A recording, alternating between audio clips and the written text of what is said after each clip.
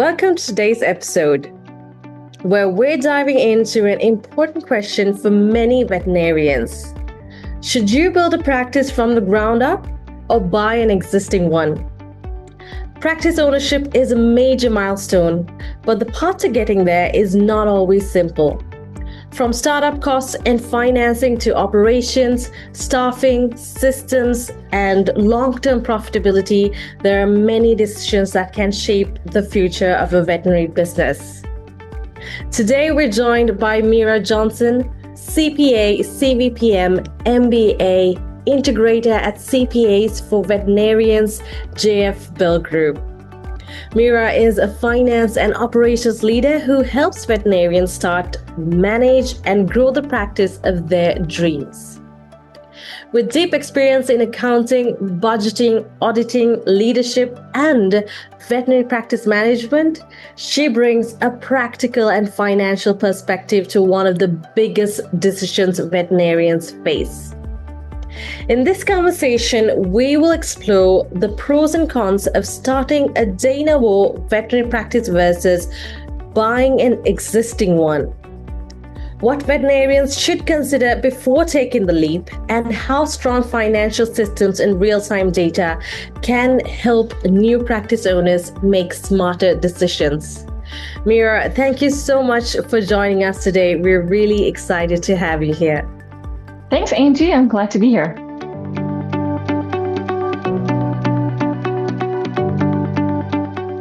So let's start with one of the biggest decisions aspiring practice owners face as they begin exploring the path to ownership. So for veterinarians dreaming of practice ownership, how should they decide whether to start a de novo practice or buy an existing one?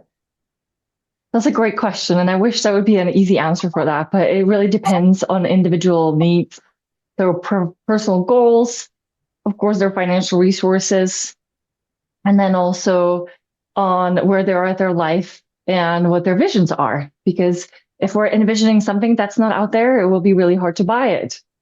But if we're envisioning something that's already out there and we can just purchase it and head on with the cash flow that's already there, that might be much easier. So it really comes to their risk tolerance, to their financial resources, and to their personal visions. Mm-hmm.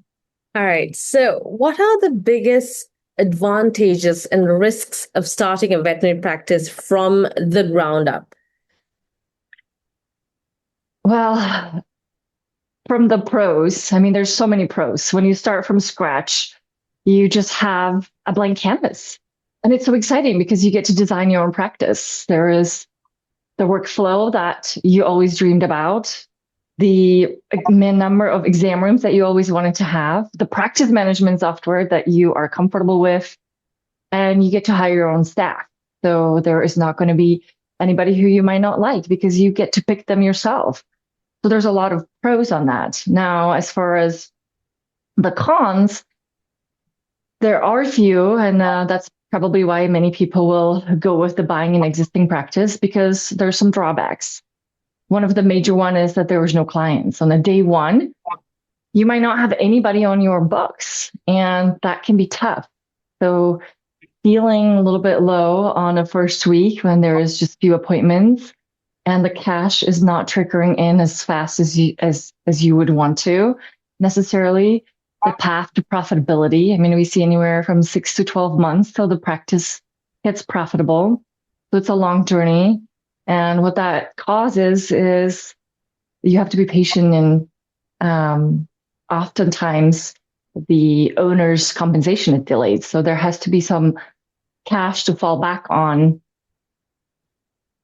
And also working capital to make sure that you can carry the costs in those not profitable months, so you can cover at least your labor costs and your cost of goods sold. Mm-hmm. So that's something that definitely anybody who is starting from scratch should consider. That's really, really interesting. So when buying an existing practice, what financial and operational red flags should veterinarians look for before committing?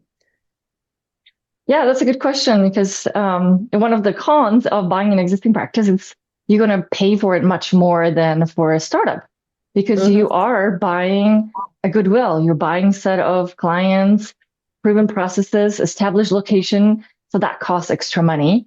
And that is definitely going to add to the loan that you will have to be paying compared to de novo practice. So it may be a higher loan, but you also have a cash flow that's established. But the red flags to watch for is I always recommend that there should be a valuation done. It is always between the seller and the buyer to agree on the purchase price. But if there's not a starting point, it's kind of hard. That would be the valuation. And there's so many different valuators in the market. So I always recommend a veterinary specific valuator because practices are evaluated differently.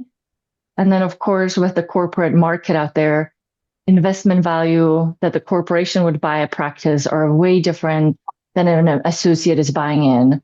So watch out for that because that is completely different math. And you want to make sure that you're not overpaying and that you're paying for everything that you know that you're paying. So I always talk about due diligence and hiring a professional to make sure that you understand what the financials look like. Also walking into the practice and see, is this the right practice for me? Does it fit what I'm looking for? Because there's a lot of practices, they're great practices. They're just not a good fit for some veterinarians or some future practice owners. So if you walk into the practice and you see that people are doing 10, 15-minute appointments and it's a low-cost vaccination clinic, and you imagine this high-tech, high-touch, different type of practice, it might be really, really hard to make that change. And you might lose a lot of clients in the meantime and cash flow and pretty much the goodwill that you pay for. So I highly recommend watching for those red flags. Could you maybe elaborate on the red flags that you mentioned a little bit so that the listeners have a better understanding? Yeah. So some of the red flags are the culture doesn't match what you want, what you're looking for. The other thing is the real estate. Maybe it's not in the location that you imagine you're going to be because you're going to be pulling from the people that you already know, perhaps. Or it might be inside of your non-compete if you're in a state that still has a non-compete. So make sure that you look into that. From the real estate perspective, another red flag would be to ensure that the lease is transferable. Sometimes you come to the deal and at the end you can't transfer the lease because the landlord is giving a hard time for whatever reason. Is there clients and demographics that you envision? If you are in a demographic area that doesn't match what you're trying to achieve, that's going to be really hard because people will have to drive farther. And we all know we're all about convenience. So who wants to drive that far anyway? So culture, demographics, location, and then, of course, the financials, making sure that there's nothing that would make you wonder, does this really cash flow and can I pay the loan? And is this what I want? That's really interesting. I think that's something that a lot of practice owners or also veterinarians who are looking to buy a business would want to keep in mind. Mira, that's such an important point, like I said, because whether someone is starting from scratch or buying an existing veterinary practice, one thing becomes very clear quickly. Ownership is not just about getting the doors open, it's about creating a practice that can grow sustainably. And part of that growth comes from having the right financial guidance, but another part comes from making sure the right clients in your community can actually find you. So for veterinarians who are thinking about ownership or for current practice owners who want to better understand where their growth opportunities are, Veterinary Business Institute offers a free marketing strategy meeting. So during this session, Lila Stone and the team at Equa Marketing review your practice's online presence and prepare a customized marketing plan for your veterinary practice. They look at opportunities to improve your local visibility, attract high-quality new patients, strengthen your Google presence, and create a more consistent flow of new patient calls. Now, this is especially valuable for someone who is preparing to start or buy a practice because marketing should not be an afterthought. It should be part of the business.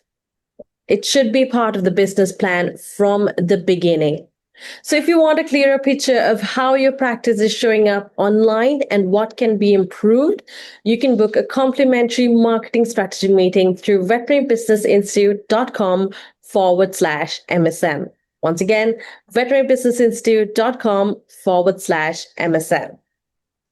All right. So we've talked about the key considerations involved in both starting and buying a practice. So for someone listening today, the next question is often how to turn that dream into a concrete plan. Mira, for someone who is listening and thinking, this sounds exciting, but I don't know where to begin. What are the most important first steps that they should take when preparing to start or buy a veterinary practice? That's a good question, Angie. We always ask each veterinarian or each future practice owner, because we know that it doesn't have to be a veterinarian now to start a practice. Yeah. One really important question, and that is why? Why do you want to be a practice owner? Why do you want to own a practice? Because owning a practice is not just be your own boss, but it's a lot of responsibilities, lots of decisions that person will have to make. And I do believe that not everybody is a practice ownership material just because a lot of people enjoy practicing medicine or they're much better in their role. And we hear a lot when they say, well, I want to change because I don't like the practice manager in my own practice, or I hate the software, or I don't like the turnover. We had a practice owner and she was frustrated. I'm sorry, not practice owner. I was an associate, and she was really frustrated because she was working in a very busy practice. She had 15-minute appointments and the staff turnover was high. And she was thinking, you know what? I can just do this on my own. I can do better. And she did. She was very determined. And 8 months later, she leased a place, started a de novo practice, and was in her new facility. And it was like dream come true. And she was able to have 30-minute appointments. She picked her own staff, and it was all that great stuff that de novo offers. But she wasn't a very good businesswoman, and she didn't really pay attention to her cash flow and all the other things that practice owners need to work on, not just in their business, but on their business. And pretty soon she was running out of money. And 2 years later, she got in the crunch and she realized that she needs to see more appointments to get the money in the door. So she shortened her appointment times and she was doing 15-minute appointments. Her staff didn't like it. So what happens is, of course, they quit, found a different job, and she experienced a high turnover.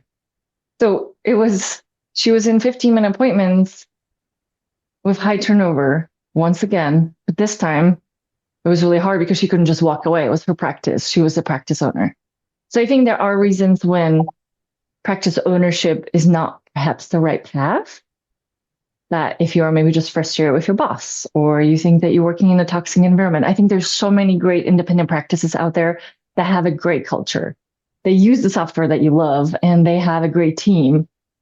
So we always recommend try some relief.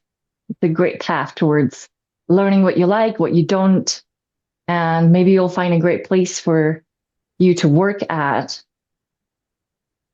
And maybe you realize, no, this is really the right path. I need to create something special.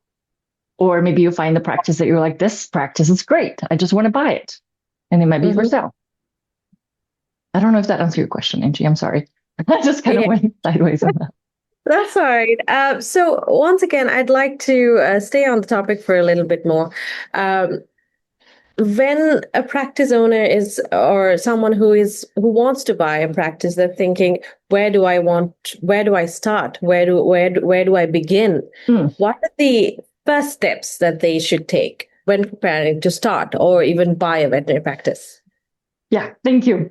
So after you answer your why and you know for sure that you want to be a practice owner, I think the important part is to assess the financial situation. Can you get a loan? Are you financeable? And I think a lot of future practice owners, or the ones that want to own a practice, are waiting, thinking they can afford it because they have big student loans, and there are good debts and bad debts. So like, for example, credit card debt is a bad debt. So you don't want to have those. But student loan and mortgage is a good debt because it's backed out by education and is backed out by the house. So those are things that a lot of people don't know about. And in today's market, there is a lot of veterinary specific lenders that will lend startups. And if you are a veterinarian that's producing and has been in the workforce, the financial lending arms will lend you money just based on your production. And if you have a good financial habits already in place. So that's the first step, to see if you are financeable and if somebody will lend you the money.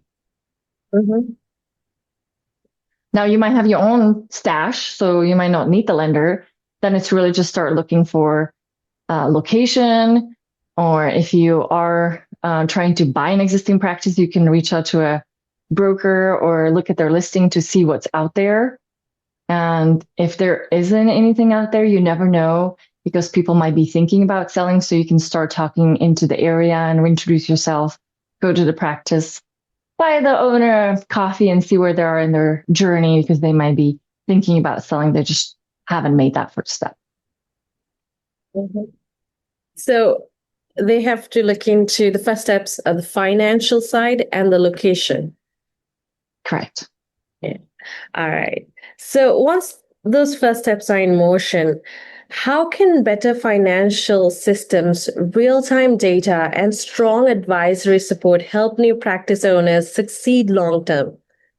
Yeah, that's a good one, because I think if you're going to do it on your own, it's going to be a really rough patch because you don't know everything. So having a strong advisory team is really important. And I always advise people to look for veterinary specific professionals. There's an organization called Vet Partners. That is the consortium of veterinary professionals. So you can find lawyers, you can find people who do demographic study, and marketing is really important as well. There's also people in the finance that will help with the due diligence when you're buying an existing practice. So I think, Angie, you hit it right on the head. Creating an advisory team is definitely going to help to get there faster and without avoiding some pitfalls. Mm-hmm. All right. Mira, thank you so much for joining us today and sharing your insight on what veterinarians should consider when deciding whether to build a new practice or buy an existing one. Practice ownership is an exciting step, but as we discussed, it also requires careful planning, strong financial visibility, and the right support team. Whether someone is considering a de novo practice or looking at an acquisition, understanding the numbers, the risks, and the operational realities can make all the difference. So, for our listeners who are dreaming of owning a veterinary practice, we hope this conversation gave you a clearer starting point and a better understanding of the questions to ask before taking the next step.